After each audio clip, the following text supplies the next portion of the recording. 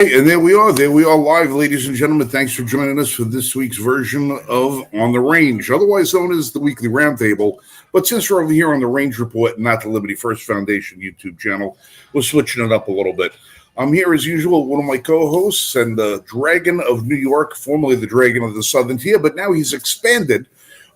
Only his reach, not his weight, Michael Vasquez, the only true independent journalist in the industry today. I'm your host, Frank Johnson, the host of The Range Report, co-founder of the Liberty First Foundation. We may have a couple of other guests stopping in. We're only going to go for an hour this evening because I'm recovering from some injuries and can't really keep my head straight. I'm tired and I'm in a lot of pain, but that's beside the point. So we're going to try and jam-pack a whole bunch of shit into a very short window of opportunity here.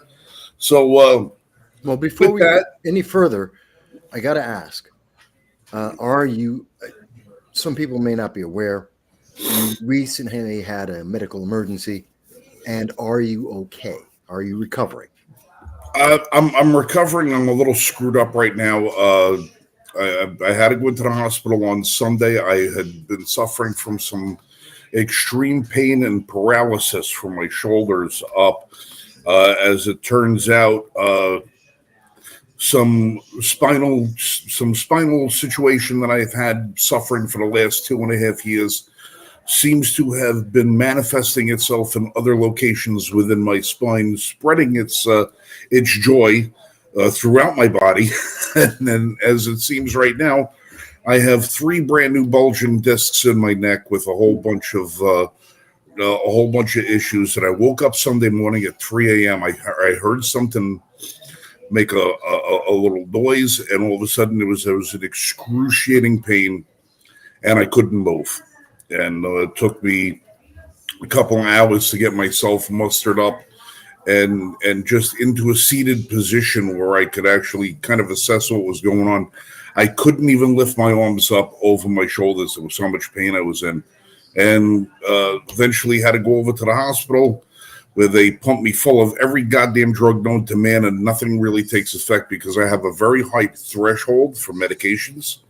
Just my body resists medication for some reason. Nothing really works that well. And they wind up putting me into a CT scan. Now,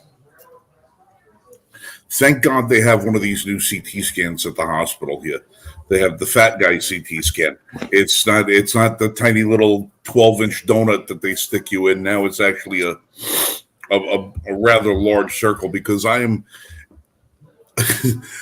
sort of like a medical misfit. I had reconstructive surgery several years ago on my sinuses to deal with sleep apnea. And in the process of doing that, I now can't lay flat on my back without my sinuses starting to drain, and I almost start drowning into my own head. So I have to sleep in an elevated position, and I'm claustrophobic, like super claustrophobic. So if you lay me flat on my back and slide me inside of a tube, and then the top of that tube is right up against my face, you better put me out.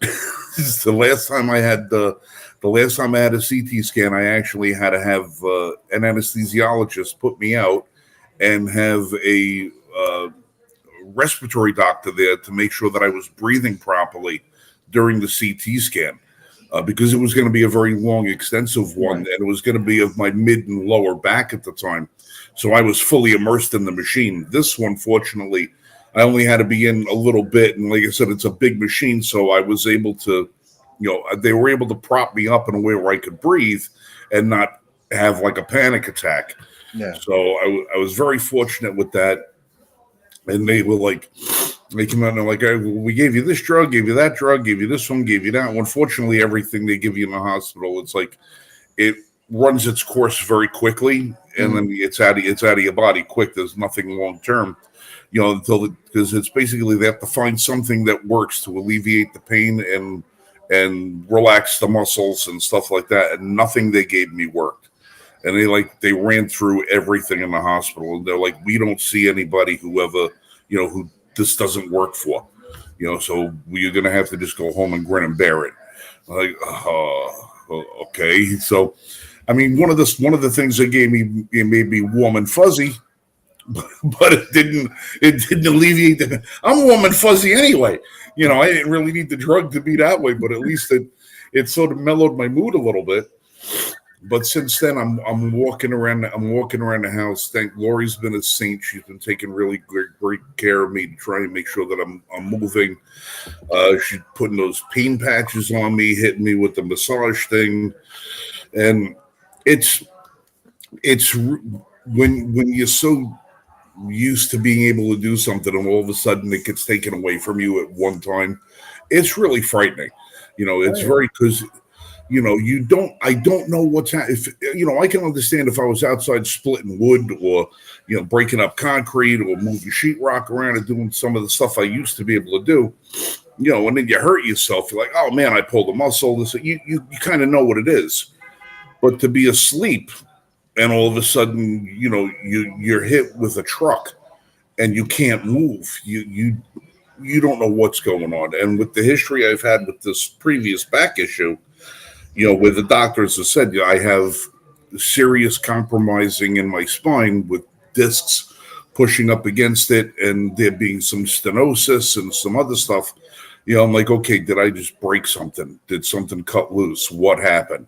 You don't know. I got to say though, the doctors where I was at the facility, great care. The nurses, the practitioners, everybody over there, they were very understanding, very, very friendly. They're really top-notch folks over there. I'm really happy with the care I got. It's just I just wish the healing process was a little bit quicker because I still can't turn my head to the left and I can't look up. And it's still the same, a little less pain than what I was in. It's just I have just a limited. I feel like Michael Keaton in the first Batman movie when he was in that stupid costume, and he had everything he did was like this because he couldn't he couldn't move. That's how I feel minus the costume. So you're trying to tell us you're Batman. Batman. Well, I do have the Batman. I do have the Batman mask, but it was made for a much smaller individual than me. So when I put that thing on, it's like my lower face just like sort of. It's like, I gotta get a larger costume. That's for sure. I would think so. Yes. All right. Well, I wanted to make sure you're okay. I mean, that's like. No, I appreciate the concern. Like I said, the last 2.5, 3 years have been very, very difficult. People don't realize, fortunately, when it comes from a health standpoint, my health is fine. My health is very good. I mean, everything. I have some issues I got to deal with blood pressure and diabetes and stuff like that. But that's almost like run of the mill at this point. So many people suffer from blood pressure and diabetes that it's so common. It's not like there's going to be a lot of complications that you have from that. But I'm having musculoskeletal issues that have not been resolved. I've had to have surgery on my ankle to get my leg working back. That was unsuccessful. So I'm I can't go up and down stairs the way I used to. I can't pick things up. I can't put things down. I'm a guy that used to be able to run 3 sheets of 5/8 sheetrock, in one hand, put on my shoulder and run them up a staircase 3 and 4 at a time, at a full sprint. Now I go out to the car. I bring a 6-pack of soda in the house. It's a pain in the ass trying to carry it. I can't go up and down the stairs without having one hand on the rail. And it's been demoralizing. To be able to have so many limitations and have to give up on so many things that I was already in the process of doing. I was starting to get into, training to compete and doing some other stuff. My weight was down. I was feeling good. I was looking good. Now it's like, it's just a lot to deal with. No, I get you. I get you. But it's all right. At least my government is keeping me entertained. Well, that's one word for it. Although, if we're talking about Secretary of War Pete Hegseth, I was impressed. I loved that speech. Did you get to hear the full speech. It's about I 45 minutes long. I heard about half of it. I heard about half of it, maybe a little bit more, maybe a little less. I'm not really sure. I caught the keynote parts of it, which were fantastic. You know, I got to say, I mean, this was the whole thing was a keynote. it was. It seemed to me as a layman, somebody who didn't serve. Now you're a Marine, and I know you spent a lot of time in the barracks, a lot of times with drill sergeants and all the rest of the stuff. This almost seemed like the kind of speech that you wouldn't necessarily expect to have on a stage, but you would more or less have to have like from a commanding officer to his direct troops, or like in the barracks. It was a gritty, very very personal base. It seemed like I'm going to be in your face about this right now. You know, it was. Well, it's not because if this were your commanding officer or the base commander talking to troops, it would be more harsh, or at least back when I served, and that goes back to 86, 90 in there. So very different military then, in particular the Marine Corps, than what we see today. Although the Marine Corps hasn't changed. It has changed, but not as dramatically as the other services. They have been radically changed, and that's why the speech was there.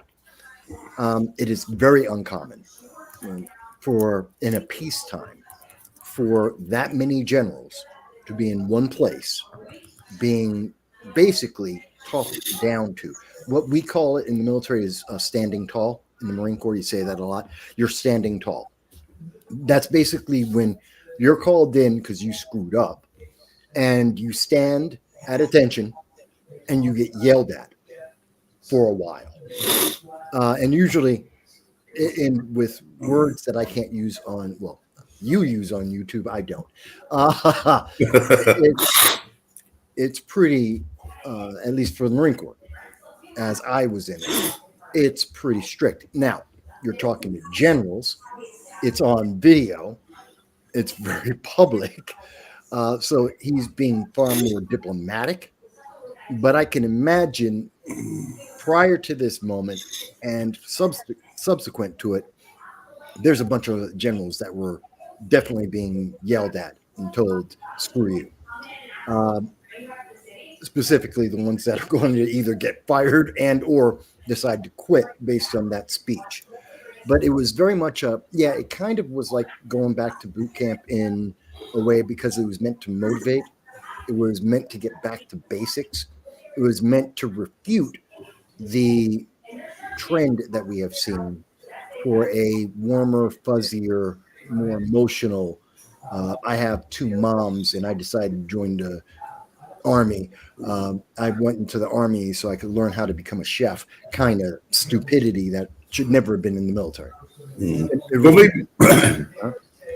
Well, maybe that's what I was getting at. It's like in the past few years when I've seen secretaries of defense, who are now secretaries of war,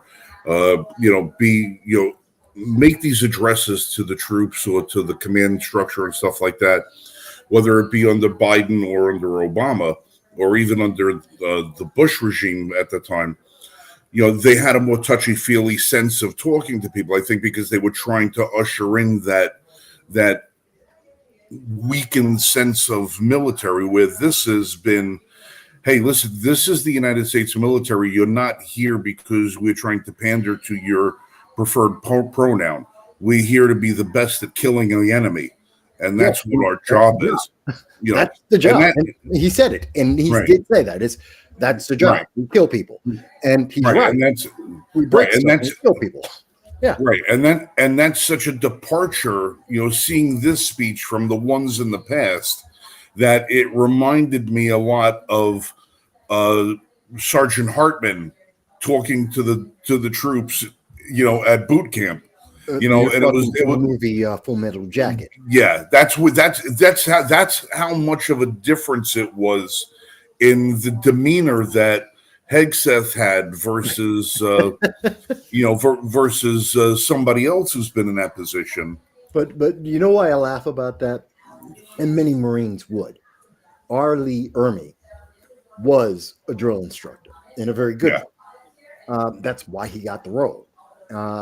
And by the way, little trivia from that movie, Full Metal Jacket, when he's first walking down the line with all the troops, and by the way, that really does happen. In fact, everything he did to them are things that really happen to recruits in Paris Island. I know personally for a fact that happens. Um, it was that every time they did a new take, he did new insults.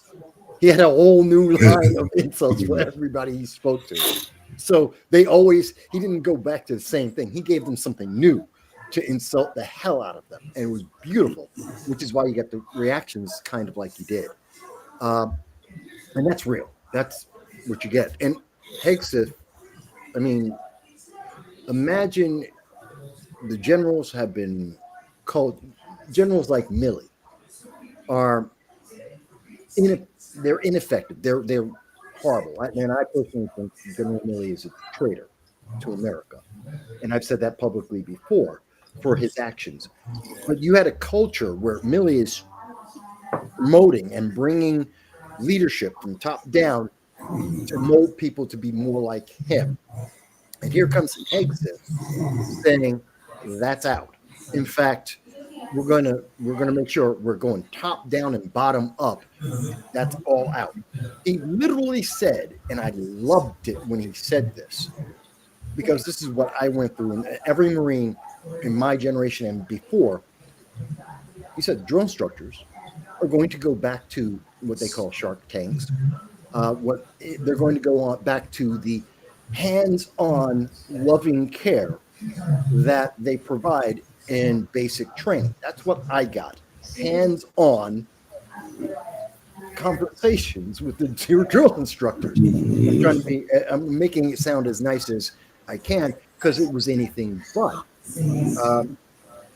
We got hit, and not a big deal because we're not there to be policemen. We're not training to be nice guys. And if you couldn't handle that, and I'm not talking about abusive, because people think, oh, they're just beating you over the head with a stick. No, although I'm sure some people deserve that, and I can only think of one person in my platoon that got that, and he's kicked out because he really got people killed.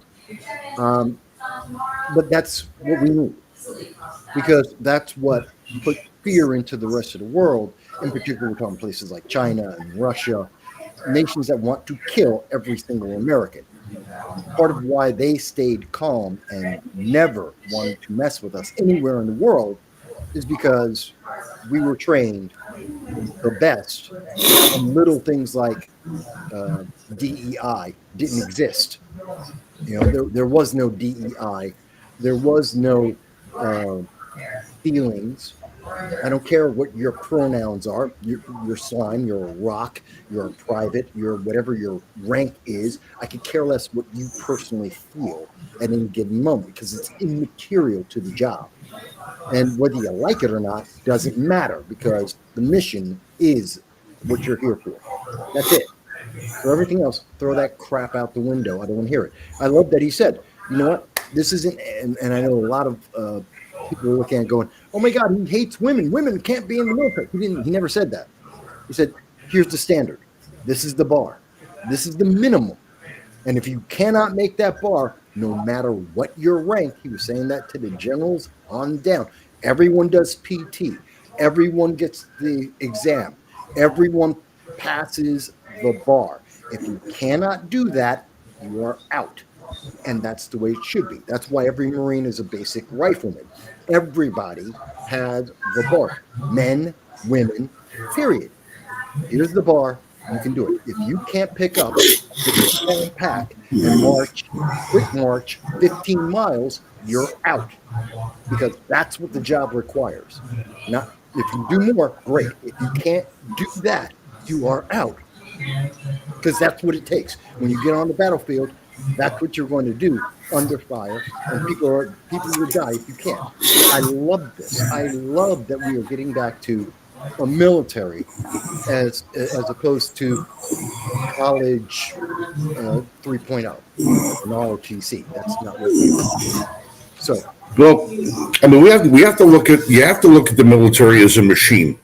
it is. Everything in that machine has got to work exactly the way it's supposed to be, in a timing way, in a sturdiness way. Everything has got to be able to rely on something else. I mean, one of the old sayings is that the military moves on its stomach, right? Mm-hmm. You have to have your supplies, you have to have your support staff. Everything that your military is going to do is going to rely on that in order to get the job done. Now, if somebody says, "Oh, they're a cook in the military," all right, well, people aren't going to put a whole lot of emphasis on somebody being a cook in the military. But the cook in the military is feeding a lot of people, right? Hundreds of people. He or she's got to be really good at doing what they do, because the rest of the job depends on how they get fed, how they get everything. If you're building a car engine and every piece of whether from the valves, the springs, the camshaft, your crankshaft, every single thing has got to be the best parts that you could put in that machine. They all have to be matched for durability, for quality when you put it all together. Because if you have one component in that machine that is substandard, that's the part of the machine that's going to fail, and it's going to destroy the rest of the machine. Yeah, and if you put one other thing about that, all the parts have to be interchangeable, which means, and in this respect, which a lot of people don't realize, that's why so many people in the military were upset about trans. That's not an interchangeable component. That isn't standard issue. That isn't compatible with the mission of the military. You can be trans. That doesn't mean you get to be military, because you can't. No, but our military can't do that. That no military. No, but like I said, but if you're putting a motor together and you got all your pistons together and you're using steel pistons for your motor, and you throw an aluminum piston, just because it looks the same way, might be able to do certain things the same way, but it doesn't hold up as well as the other one, or it's not made of the same material, the same strength. It doesn't have the durability, the length of life, or anything else. And it reacts differently under certain circumstances. Aluminum and steel heat and expand and contract at different rates at different intervals under heat and stress. You can't mix align those parts. You have to have the right parts in the right places. Everything's got to function properly. And then when you put it all together, you have to use good lubricant. You have to use good fuel. Because no matter how good all of the parts are, if the things that ignite and spark and keep it running and keep the machinery going are substandard, it doesn't matter how good the parts you put in there, the engine is going to fail. And the same thing is with the military. You've got to have above standard components in order to make it work properly. And our military only has one job, and that is to kill. Or that's what the military is for. Whether it's killing in an offensive fashion or a defensive fashion, that's what they are trained to do. They are trained to kill an enemy, trained to kill a threat. And if you cater to emotions, you cater to sexuality, you cater to this, you cater to that, you're not catering to the function of the military. You're losing sight of the objective of what the objective is. Now, if you remember, you go back and you remember the movie G.I. Jane, right? And I know it's a movie. I know it. Yeah, it's definitely a wish list leftist film. Yeah. Right. Okay. But understand the premise of G.I. Jane. It's a miserable premise. I don't accept it. It's absolutely trash. No, but the one thing about it is they didn't lower the standards so she could pass SEAL training. True, and again, that's part of why it's a fantasy. But yes, to the credit of the movie, she theoretically was able to do what a SEAL needs to do. Right, they wanted to leave in place the part of the movie is this is a mountain so high that she can't climb it. She's got to muster up everything to climb that mountain in order. Well, you know what? That's what it's supposed to be. Yes, that's what it's supposed to be. If you're training a team of guys and men and women who have to break down doors and go into buildings, clear a building, and kill everybody who's inside of it. And it takes you 500 pounds of force to kick a door in. Everybody on that team, whether it's the guy who's carrying the heavy guns or the light guns, or the guy who's carrying the radio, every one of them's got to be able to kick in that 500-pound door. If you got somebody who's only going to kick in 150 or 250 pounds of stress, the only thing you're doing is knocking.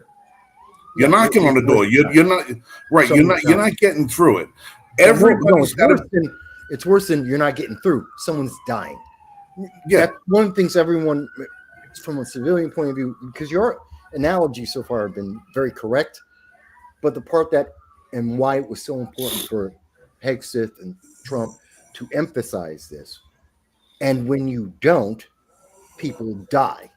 It is that's failure. That's the ultimate failure. You screwed up, they're dead. Right, and that's and the other factor that a lot of people don't really put into this thing is how important the sense of teamwork has to be among the men and women who actually fight.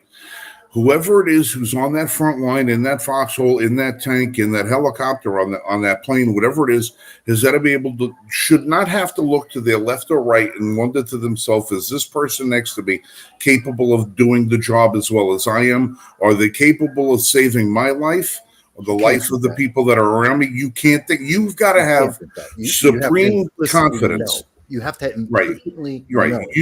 You've got to have so much confidence in that person that they can get the job done in your stead. They've got to be able to do everything that you do. You got to be everything that they do. And you have to have confidence. If you don't have confidence in that person, that's going to take away from you what your job is going to be. How many people have wound up because there's been somebody who couldn't do the job? How many people have wound up gotten killed because they've had to hesitate? They've had to think twice. They've had to go back. They've had to go grab somebody who couldn't get it done. They've had to do something that somebody else should have been able to do. Well, I'll give Why would it take two people to have to drag that guy off the battlefield when it should only take one?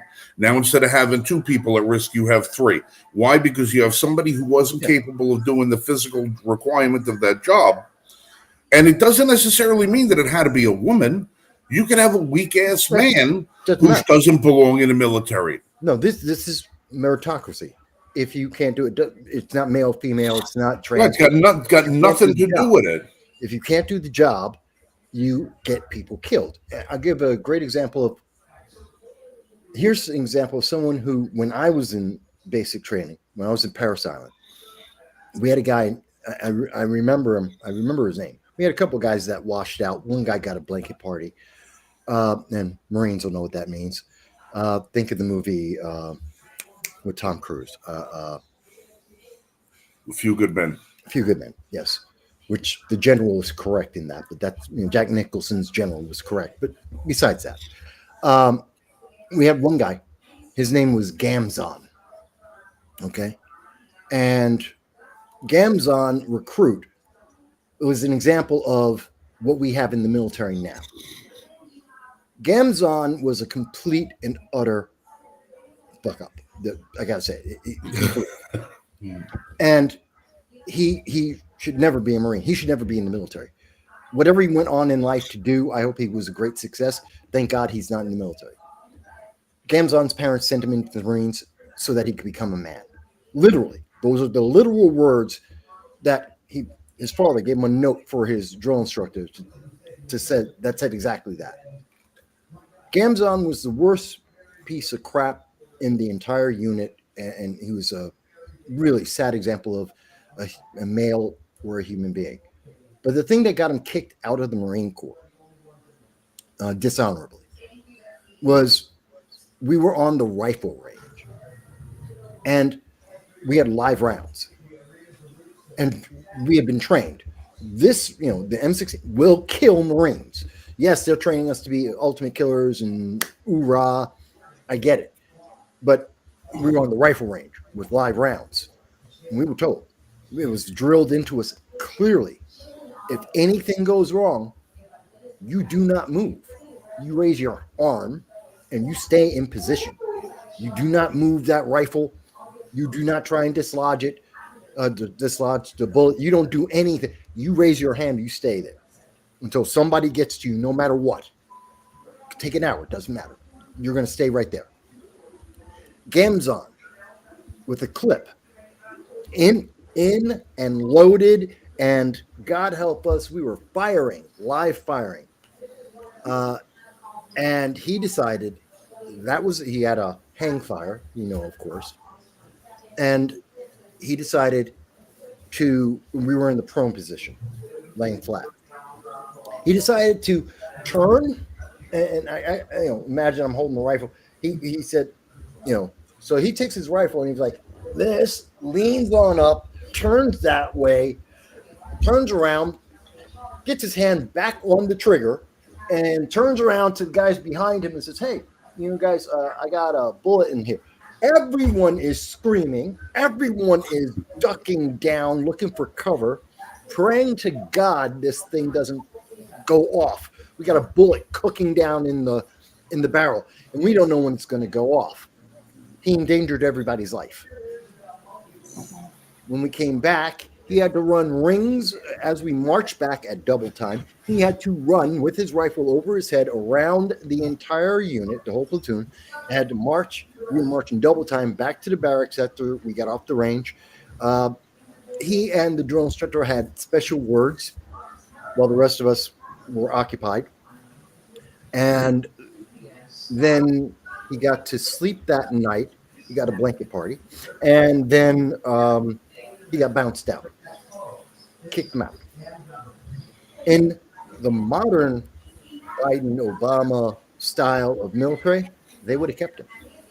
Yeah, he'd be second lieutenant. He'd kill people. He'd get people dead. So I'm so happy to know that the Gamzons of the world will not make it into my Marine Corps or any of the U.S. military. So for all the people who are like, oh my God, it was so scary. Listen to them. They want to go to war. You have no idea what the hell you're talking about. You don't know how to win a war. And the only reason why you don't know those things is because we have had an effective military that never made it possible for you to know. Thank God. Be happy. This is why you get to say, I don't like it. No, I just have to laugh. I was looking at, as you guys know, my dad was a Marine, and he was stationed 8th and I, and one of my father's duties during his tenure as a Marine, the Marines that take care of the president? Yeah, President's own. Yeah. Right. Great. That was my dad was one of those guys. All right. I have presidential memorabilia in this house from Dwight Eisenhower, whom my father was personally assigned. And I was looking at some pictures, and I saw pictures of Eisenhower as he was retiring out of the military, getting ready to enter political life. He's in his full, he's got his uniform on, and he's got this one little string of ribbons across his chest, right? Mm-hmm. And this is a guy who was one of the most revered generals in military history. One little patch of ribbons over there. And I look at a picture of Millie the other day, and this guy's got enough salad on his chest over there. It goes from his lapel to his midsection. The guy's never won a war. Yeah. The guy's never. Yeah, he's never been in a combat zone where he's actually come out on top, and he's got more awards. I'm like, what are they giving these little ribbons for? Well, is it like Cub Scouts now? No, they have one for tying knots and. Well, one, it's the Army, so they give out a lot of medals, but it's also a result of what we've been seeing happening in the military for a couple of decades now, and it's like Tim Walz, with the false valor. Thank God he shouldn't be governor. He shouldn't be in any elected office, but that's my opinion. Him and Millie, a lot of those medals are administrative. They got nothing to do with anything. They're just an admin. It's like the movie I'm Going to Get You, Sucker. And they're talking about, oh yeah, I was military vet, and this badge, it's for the typing pool, and this one's for being secretary to the commanding officer. They're crap. They're crap medals. And Milley was trying to walk around because his unit went into active warfare, and he's trying to say, well, I have a medal because, I was part of the unit, not in overseas. He didn't earn anything. So Yeah, a lot of it is like participation trophies. very much so. And we thank God. Yeah, and I just because I'm laughing because I say to myself, he was Eisenhower. This was a guy who was a grunt. This was a war fighter. The same thing with like Patton, the ultimate guy. George Patton had like 1/5 the amount of medals that Milley had on it. I'm like, that's what. So when you said how many, that's just so when you said how many generals were at that meeting, I'm like, why are there that many of them? Because when I sit and I look and I think of the general, I think of like this has got to be like the rarest. It should be in my mind the rarest breed. The rarest breed should get to rise to the. Oh God. Well, should rise to that rank. But like in the Army, as an example, with 1.2 million people in service at any given moment, it's dropped a little bit under the Biden administration, actually a lot under Biden and under Obama. Now you're going to see recruitment go up because he's taking the Marine Corps approach. And the Marine Corps is the only service that's been maintaining its minimum recruitment requirements. Everyone else has fallen off. Why? Biden and Obama. But you will see it go back up. But what we're seeing with this is, God, I kind of lost myself. There's so much in this. I don't know. It's. I kind of lost my own track because I got sidetracked by my own. I took a tangent. I took a tangent there. Sorry. Go ahead. No, I was just sitting there looking. I was saying, like, I see these the 800 generals in there. Now I know. Yeah. So in the Army branches into administrative and combat. So you got generals. You can be a general, but be pure administration. You can be pure administration and be a general in the Army. And that's the equivalent of being a combat general in the Army or any other service. It's ridiculous. I understand why they do it. I think it's stupid. I always did, but that's why I'm a Marine. I'm not in the Army. And also why I was never a general. So there you go. But I thought the speech was fantastic. People in the audience can tell us what they think about it. I thought it was a beautiful moment for America. All right. Well, we're going to jump off of that topic for a few minutes. And just this wasn't something I had highlighted, but I wanted to get your thoughts on that school administrator who turns out that he's a illegal alien. Deported. The one that got arrested this week for having thousands of dollars in cash and a knife and some other silly stuff while at the school. And this is a guy who's an illegal alien and the media said a registered Democrat. Are you shocked by that?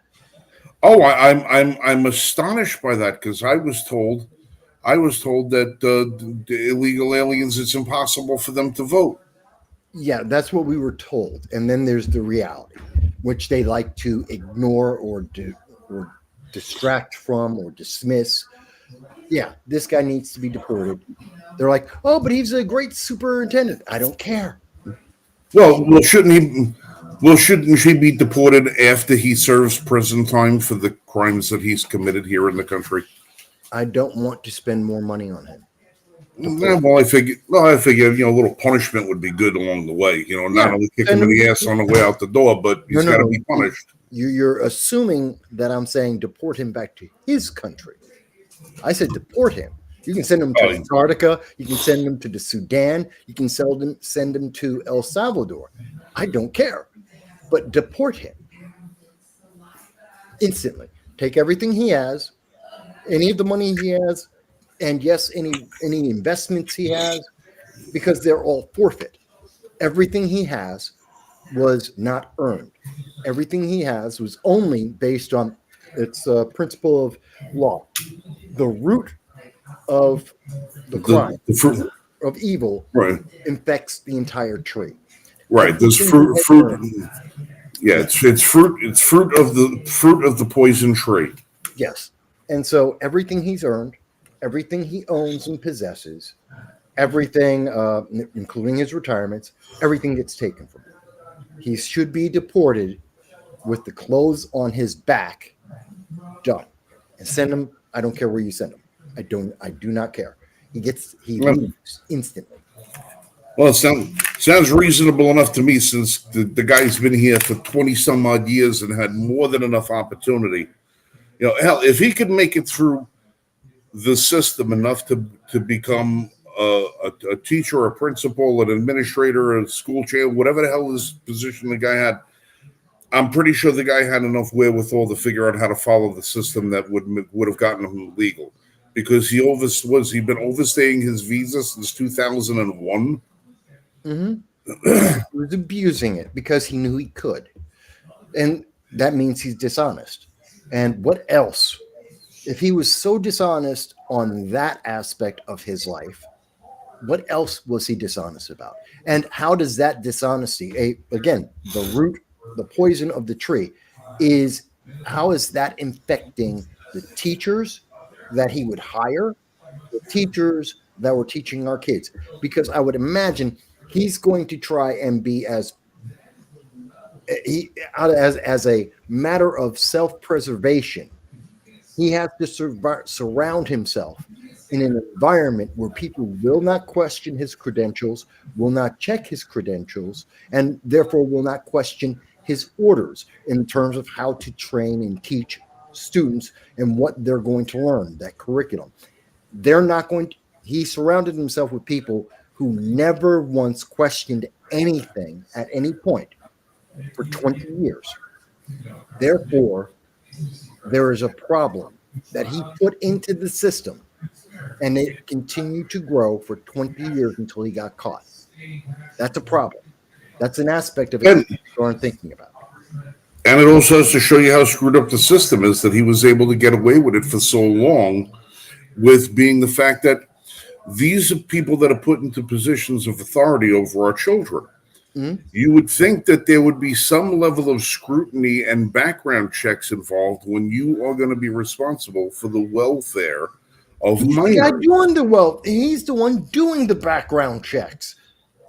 That's the problem. He's right, the one who's doing right, them. right, but at some, like, who polices the police? At some point, somebody had to give this guy the job. Somebody had to run the background on him in order to get to that point. And apparently that phase of the operation failed as well. I So would again, imagine the person who did it, let's be honest, it was a leftist who didn't care about his background, his criminal status. They didn't care that a criminal would be around our students and that this person would be teaching our kids and what kind of consequence would come out of that. They didn't care. They were leftists. They said, fine. Maybe it was because of DEI. Maybe it was because they're trying to, DEI, something like that. Maybe it was that was the reasoning. I don't know. But it wasn't a conservative. Conservatives are known. What do conservatives do? We follow the law. We're law abiding. We enforce the law. So it wasn't a conservative, therefore not a Republican. Could have been a socialist, but most likely was a college upbringing, college environment, academic environment. That tells me it's a Democrat and a leftist, and he's a Democrat. Yeah, it was a Democrat, maybe progressive, maybe a socialist, but definitely a Democrat that gave him the job. And Democrats allowed him to advance. You would think the union would know. You would think the union, and he had to be part of the union to advance. Someone in the union would have to know, hey, that Social Security number is not real. And they never once questioned it. Think of, again, look at the branch of corruption here. Okay, so we've already found another route. The entire union is culpable because someone he's paying his dues as a teacher because he wouldn't be a superintendent if he wasn't part of the union. So he's part of the teachers union, which means they have a social security number on record for him that they didn't check and find out that it was illegal, it was false, or they knew it and didn't care because they wanted the money. So now, how corrupt is that union? How corrupt are they? What other things are they willing to overlook and ignore just because they want the dues, because they want another member, because they want more power over politicians? What kind of corruption is going on in that union? No one wants to ask that question. Media didn't ask that, but I think it's one we should be asking. You would think, but then again, this story will die. This guy will fall on his own sword, and that'll be the end of that, and no one will ever hear anything else of it. True.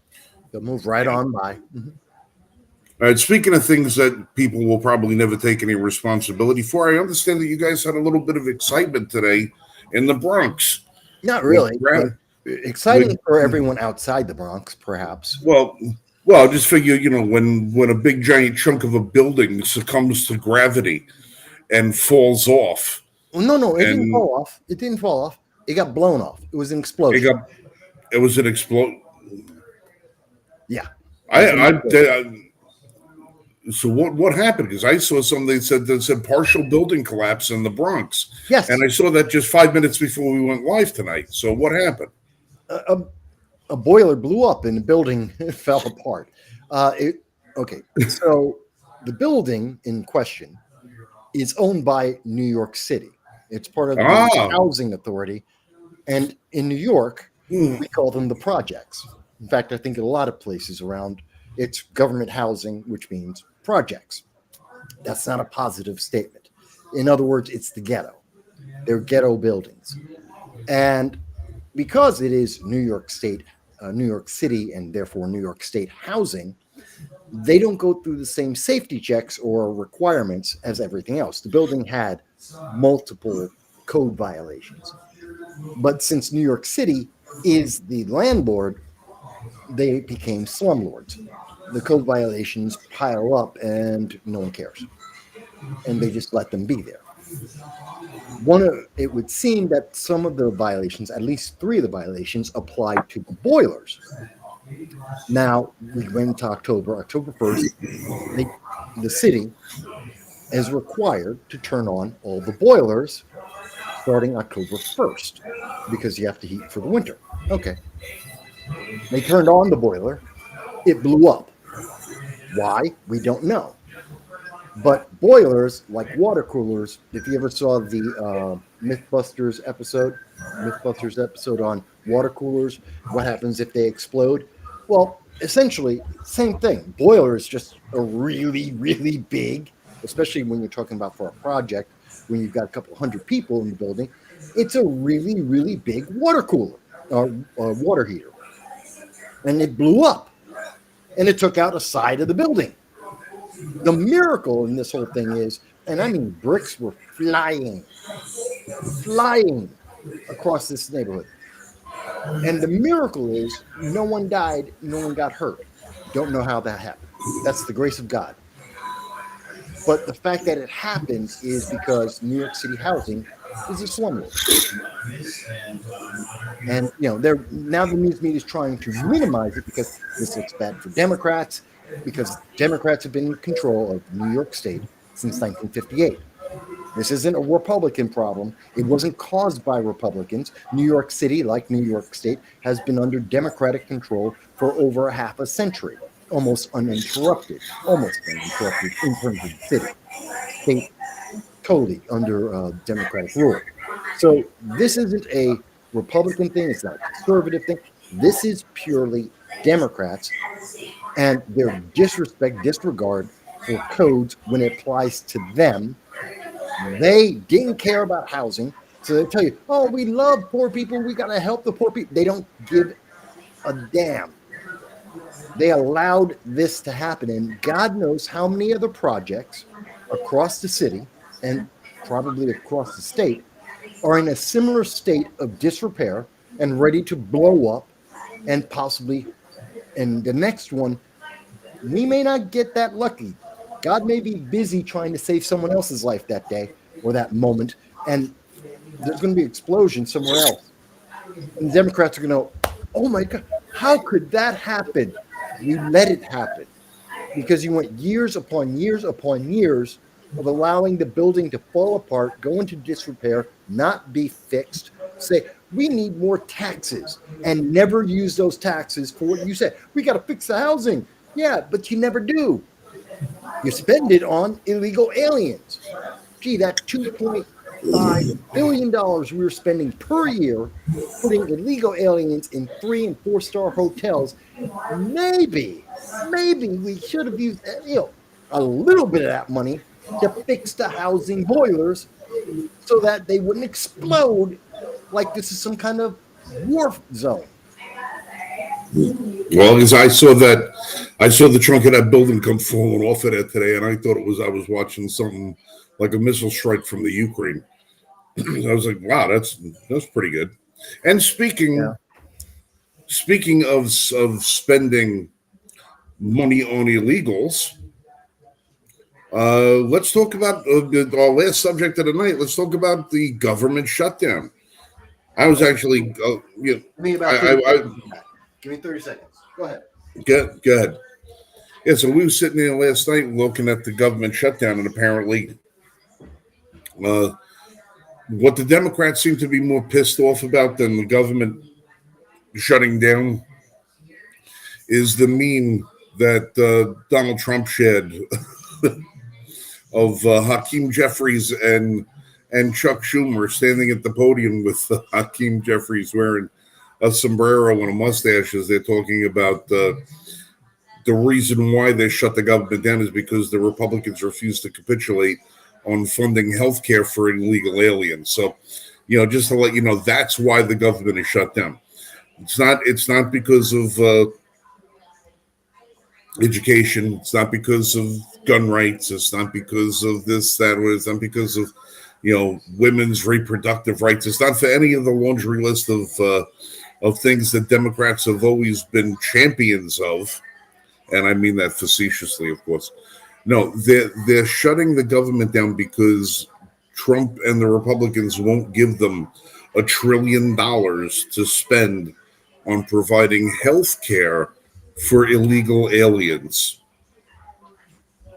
Yes, that's one of the big problems. Now, here's I have the solution.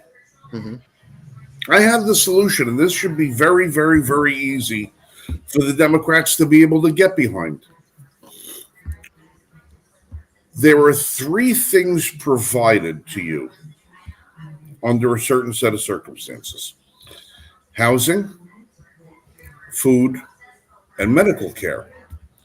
Theoretically, yes. Right? Those are 3 things that are provided to people who are being detained for criminal action. Yes. So if the Democrats are so hell bent on making sure that all the illegals have health care, encourage them to self-deport, to go to a detainment facility, knock on the door and say, "Hi, we're here for self-deporting. Bring us into the detention center. You'll get housed, you'll get fed, you'll get the medical care that you need. Then you'll get a flight to whatever the hell you came from, right the hell back out of the country." Because I don't see any reason why we're going to facilitate giving people health care who are running around who shouldn't be here in the first place. If you want them to get free health care, send them to a detention center and we'll take care of them. We'll take care of their medical needs and then send them on their way. Okay, and my answer to that is they don't get crap. They get a flight. That's it. Well, that's what I want too. But while we have them, give them enough food, give them a cot. Doesn't have to be a nice warm one. Give them a cot, give them food. Doesn't have to be a luxurious meal. It could be a bologna sandwich. I don't care. Put them on a plane, get them out. But Well, that's I'm talking about Band-Aids and aspirins. Right. I'm not saying we're going to go in there and treat everybody for their cancer, treat everybody for their reproductive choices or whatever the hell they want to do, or their transmissions. Get all of that taken care of for them. I'm talking about. But we Democrats have to, believe they yeah, have to do all that because human rights.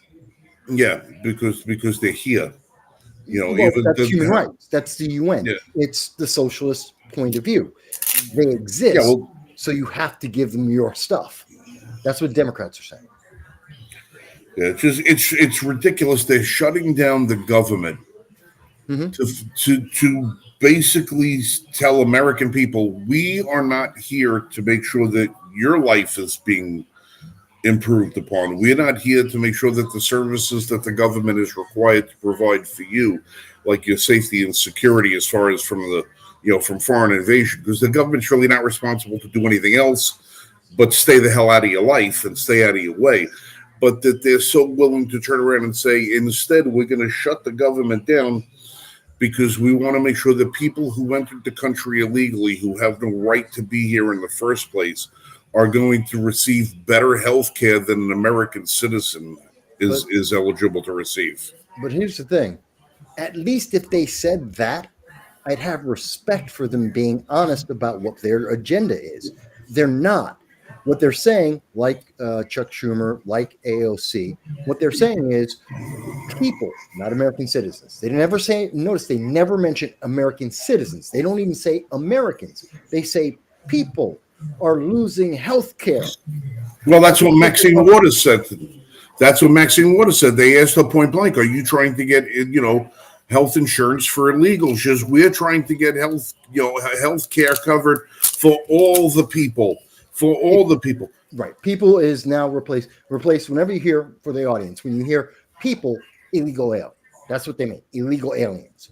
And they want to take your money and your possessions and give it to them because human rights, the UN human rights given by government that are only available as long as government thinks it's available. And they want to redistribute your stuff. This is Obama.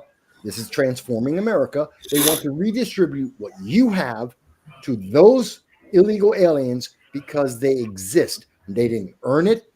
They don't deserve it. It's not legal. And they want to do it anyway. Why? Because that gives Democrats, and this is the part no one really talks about, because it gives Democrats power. How? Let's throw out the fact that they want to give them a path to citizenship, an advanced e-ticket to ride into American citizenship, and therefore they're going to vote for Democrats for the rest of their life because they're a slave at that point. No. Throw that out the window. What do they immediately get? Why are they immediately doing this? Because the census has tied how many people exist in a state or in a district, not how many American citizens exist. And because they need the people, they need bodies, because California, New York, Illinois, Maryland, most of the bluer than blue cities, Massachusetts, are cities and states are massive exodus. New Jersey, people are leaving in the tens, if not hundreds of thousands. And so that means, and you've seen this, look at the Congress. New York is losing members of Congress. We went from 45 in 1958 to today we have 26. And if it weren't for the fact that Joe Biden said, count the illegal aliens too, we would have lost 3, not 1. We would have lost 3. And so that means New York, as blue as it is losing power. And that's why they want the illegal aliens. Same thing for California. They would have lost like 5 if it weren't for counting the illegal aliens. The power of Democrats would have been diminished. So to protect their power and their money and their donors, they have to count the illegal aliens. They need more in. That's why you saw Biden and Harris were so happy about 8 million illegal aliens entering our country, and they did nothing to stop them. In fact, they helped to pay for those hotels with your tax money help to pay for the hotels for these illegal aliens to live in. They help Well, credit cards for well, look at where they funneled all of those illegals to. You know, we saw all the midnight flights going across the country to this place, that place, this place, that place. Well, why are they sending them here? Why are they sending them there? Why are they sending them in this location? Because they were either trying to bolster the numbers of Democrats in a certain district by making that vulnerable congressperson get more power in that district, or they were sending them to purple districts to try and get them to turn blue by putting more people in those things. They were trying to jerry rig the system by putting bodies in there that would sway the sympathies of that electorate. That's why because they might not be able to say, okay, well, we're not importing voters because they can't vote, right? Because they can't vote, allegedly. Theoretically, it has been proven they do. Right, they can't vote. So why do you have to have them? Well, again, if you can alter the numbers that are in the population, artificially expanding them, then the census is going to account for it and attribute seats dependent upon what the demographic in those areas are. So that's what they tried to do. They need to bolster their own seats. Now, the country has been trending red. If we look at the electoral map, I'd say center right, but you can translate that to red, but center right. Well, if you look at the electoral map, county by county, district by district, there's a ton more red than there is blue. It's just that the blue is more concentrated into highly populated areas. So that's why you get a disproportionate amount of representatives in states like California, New York, New Jersey, and stuff like that. You know, if they actually did it district by district the way they were supposed to, and it was an equal distribution, and we had the proper number of representatives based on the population and not based on the census, based on Americans, the whole congressional makeup would look a whole hell of a lot different than what it does right now. Massively, yeah. They would lose a lot of power. They would dilute them. Right. They would be deleted. They would be probably 7-3. You know, that would be the split. 7-3 would be 70. In that range, in and around that. So all of this has always been a scheme, and this is why I always say the Democrats have always been master of the long ball. They understand that what they're trying to do today is not something that's going to affect today, but it's going to affect the next election or the next election or the election after that. The problem for Democrats is that right now they have a commander-in-chief that doesn't base deals based on what he gets out of them today. He bases the deal based on how it's going to work for the company 20 years from now. And what is the long-term return on investment of the deal that you make today? Where you may say, okay, this might sting a little right now, but look at the profit we're going to anticipate in 20 years. You've got a president who's been playing long ball for longer than these politicians have been in office. Mm-hmm. So when he understands full well why all of these plans, why they make these deals, why they make these arrangements, and why they do the things that they do, because he's been doing it as a business model for 60 years. The guy knows exactly what the hell he's doing. He's been trained by the best. He knows business, and he's running the country as such. So he understands. Oh, this is why you're doing it, and he's not afraid to. He's one of the only ones so far who's not afraid to say, "Listen, you know this is not about. You don't care about the people.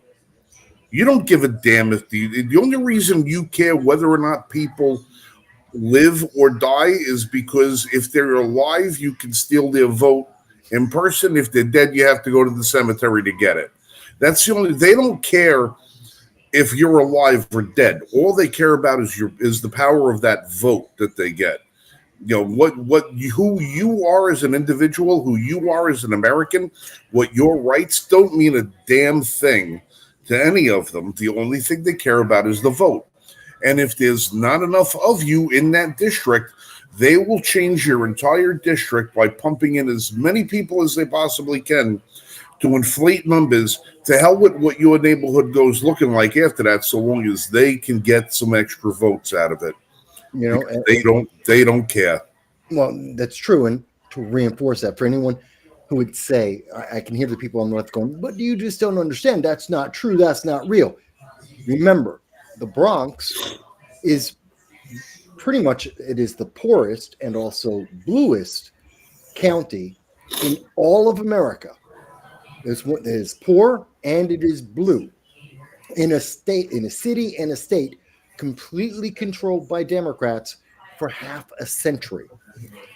And like we just said, one of the buildings, a housing project controlled by the Democrats in the city and in the state, just blew up.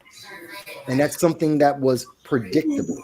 They knew they had the code violation. They knew it was damaged. They knew that this was in disrepair. They knew this was a problem and potentially a danger. They were aware of that, and they didn't. They've had half a century. They could have fixed it.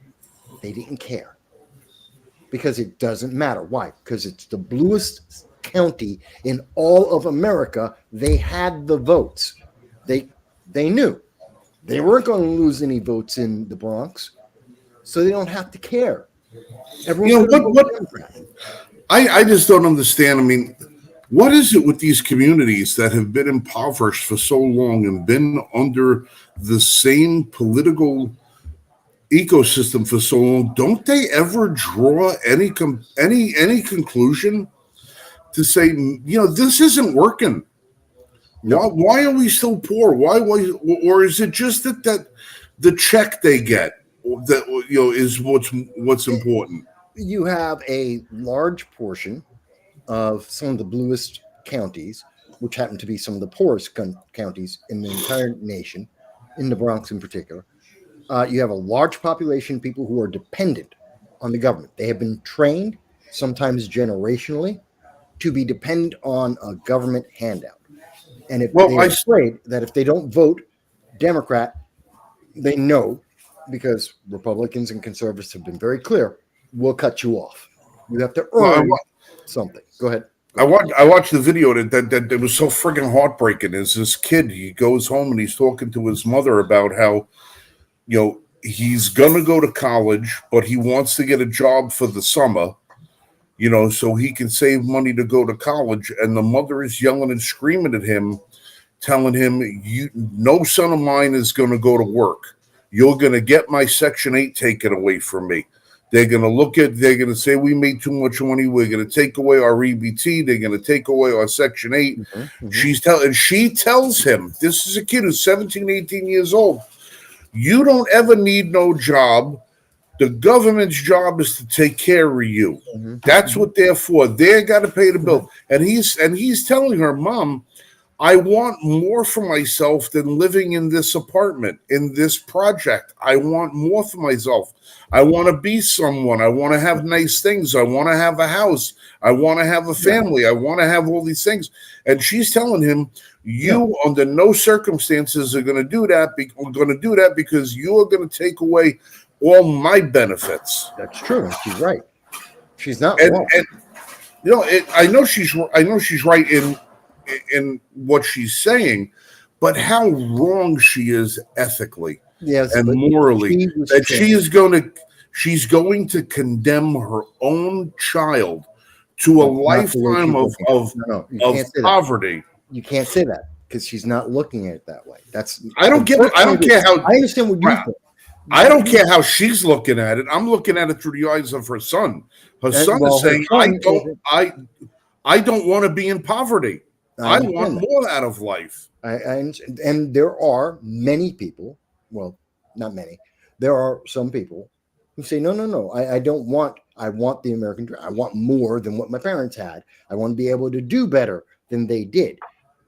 But she's guilt tripping him because she was guilt tripped. And she was assured that the very best she could ever hope for is government dependence. This is generational. And this is why Democrats do so well, because some people are doing it because the grift, and it just makes it easy because they're lazy. But there are a bunch of people who have been trained that, no, you have to protect the Democrats because they protect you. They guarantee that you get X. You don't have to do anything. You just have to vote Democrat. And if you break out of the system, now you're and they demonize everyone else. The Republicans are never going to hire you for a job. You'll become homeless, and the Republicans won't feed you, so you'll starve. And then you'll commit a crime to feed yourself, and then the Republicans will put you in jail. See, now they're demonizing all of that. They're wrong as well, because Republicans will say, here's your job, and you earn something, you get to keep it, you get to make your life decisions. Oh, you temporarily think about all the charitable giving that happens in this nation. Our charity in America is greater than what the GDP of countries, just from regular individuals, not government, not NGOs, just regular churches across America give more money away in terms of food and resources and money. We do more giving than some nations have as a gross domestic product of that nation. And many of those organizations, in fact, the majority are in fact conservative and or Republican, holding on to your God as well as your guns. The thing that Andrew Cuomo hated, the thing that Nancy Pelosi and that was derided by Nancy Pelosi and Hochul and Obama, that we're very religious. And those same religious organizations give to people in need. So they've demonized us and our charity and the fact that we believe, it's almost universal, that conservatives, Republicans, we believe in meritocracy. I'd even say libertarians believe in meritocracy. And Democrats don't. And if you demonize the people who believe in meritocracy, and you demonize the fact that they say it's an open playing field, you put in the effort, you'll get the reward. And by the way, we'll help pick you up. We won't do everything for you. We're not going to go cradle to grave with you, but if you fell down, we'll pick you up. They have to demonize that because that's better for you long term. They have to keep people in the current now. They can never talk about, and this is why Democrats and progressives, the left, never talk about the consequences of their policies. They only talk about the now. They'll talk about the past and tell you how evil everything in the past was, and they'll tell you about the now, but they will never tell you, and this is what happens next, because they know next is slavery, and it's absolutely miserable. They know it. Well, I just watched that, and it's so disgusting to me, the fact that somebody could become such a minion of the government that they're afraid. And this woman is laying in her bed in a bathrobe with fuzzy slippers, 2 blankets on, eating bonbons or whatever the hell else she was doing, looking like a slob. Mm-hmm. And I'm like, yeah, but the look doesn't matter. No. It's in her house. Listen, it does look to a certain. I know people that have lived their entire life in poverty, that don't have a pot to piss in, but still they get up every morning. They dress the best they can. They try to represent themselves in the best possible light that they can. They hold themselves to a higher standard than what they currently live under, because they try to project that image that they're doing well. Because if you believe that you're okay and you believe you're doing well, then maybe good things come with you. You can strive to be something better. There's something about believing in yourself. To be more, all right. Yeah, self-confidence is a big factor. Right. In that. Yeah, right. Why do people make their bed every day? It's the routine of doing extra, the routine of doing more for yourself. And here's this woman telling the kid, "You don't ever need to work. The government is here will take care of you." Mm-hmm. And it's not only a matter of her telling him that he doesn't need to do anything so government can take care of him. She's telling him, don't you dare improve anything about yourself because it'll hurt me. Fuck you. My child, who I should want the best in life for, who I, like billions of other mothers before me should have had to sacrifice a little bit so that my child does better. No, you, my son, my child, I will not permit to have a better life because you might ruin the squalor that I'm allowing myself to live in because I don't demand anything better of myself. Okay, not quite squalor. No, did you see the video? No, but we're in America. It's not squalor. What we're talking about is, yes, it's inherently selfish, but then again, look at the progressive policies. Look at the socialist policies. They are based on being selfish. It is a matter of self-interest. Again, this is why it's about the current and the past, but never the future. Because it is only about the now, what I have now, and why risk what I have now as a guarantee for a future that is questionable, especially when I have to now put effort into that future versus the now where I have no effort whatsoever, and yet I have the things I need. And it's a difference of, it's the frog in a boiling pot. You put it on low flame and let it heat up, the frog will never jump out even when it's boiling to death. It's the same idea. That's the environment she's always been in. That's the environment she wants to remain in, and she actively will fight to keep that environment. And she doesn't think that she's doing something wrong for her son. Her son will be able to live a life with everything that he needs, nothing that he wants, but everything that he needs, and he will need to do nothing for it. Well, I understand why she's saying it. It's just wrong. Right. And it's just that, I understand that, she wants to live that way. She wants to be taken care of. She wants what somebody else provides because she refuses to get it on her own. But to demand that the son have the same expectation out of life, instead of saying, you know what, if you want more, go get a job and move out. You won't be here. Instead of you jeopardizing what I have, you go out and you go get your own. You do what you got to do. She could at least have had enough decency to cut the cord and say, you're on your own, leave the nest and fly. But you know what it is with her? That's one more number under the roof. That means she gets a little extra in the WIC money. Yes. She gets a little extra in this. She gets a little extra in that. And not WIC, but yes, she gets more government aid because there's another non-head of the household in the household. Yeah, and that's why there's no father in that equation. I am absolutely sure. Because and it's that would remove the money. Well, when Uncle Sam turned into Daddy, that became a problem. Well, all right. Yeah. Go ahead. Yeah. All right, listen. It's 20 minutes after 9. I only wanted to stay on for an hour. I am in so much pain right now. No, I got to get back to a laying down position for a little while because, against my better judgment, I am going to be trying to go to work tomorrow. I had a call out today. There was no way I was going to be able to stand around today and do my job with. I would have to have every one of my coworkers pretty much doing the physical end of my job for me while I just stood there looking pretty, and that would have been about it. So I'm gonna try my best tomorrow. You lady charmer, you. Yeah. All right. So listen. With that, I'm gonna say goodnight to everybody.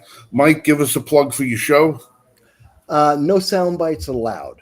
Every Sunday at 2:30 p.m. Eastern Standard Time, I go live in about 100 countries around the world, talking about these kind of things and other issues for a lot longer than we've been here today, a couple hours, going into the details and answering questions from you in the chat on all of the issues that affect us. Been doing it for the Sunday live stream has been on for 8 years. We're in season 7, episode 3. The next one will be episode 40. Please join us. You're more than welcome, no matter what your political affiliation. Ask any question you want to. Always happy to have you around. And also, please remember, like, share, subscribe. Not just to No Sound Bites Allowed. Hey, to the Range Report too. Don't forget it. Don't forget Frank. Yeah, all of that stuff too. 'Cause I'm kind of fun to have around. All right, so with that, I'm just going to say goodnight to everybody. As always, you guys be safe, shoot straight. We'll catch you kids next week. Next week, we're going to have some updates on the Ultimate Alpha Challenge. The website is a couple days in delay in getting finalized. We had to do some graphic changes, so I didn't want to put it out there until it was absolutely right. But it will be theuac.com. You guys will definitely want to check that out. Things are coming along rather swimmingly. But little hiccup, me and my, I don't like that color. Well, I didn't realize that not liking a color was going to add like an extra, 5 days of coding. I've designed websites before.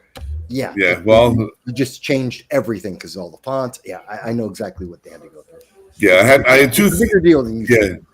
Yeah, I had two things that. Well, I had sent them a graphic for what I wanted the Ultimate Alpha Challenge heading to look like. They confused it with a different one that I had. So when they put that one up there, it wasn't the same one that I wanted.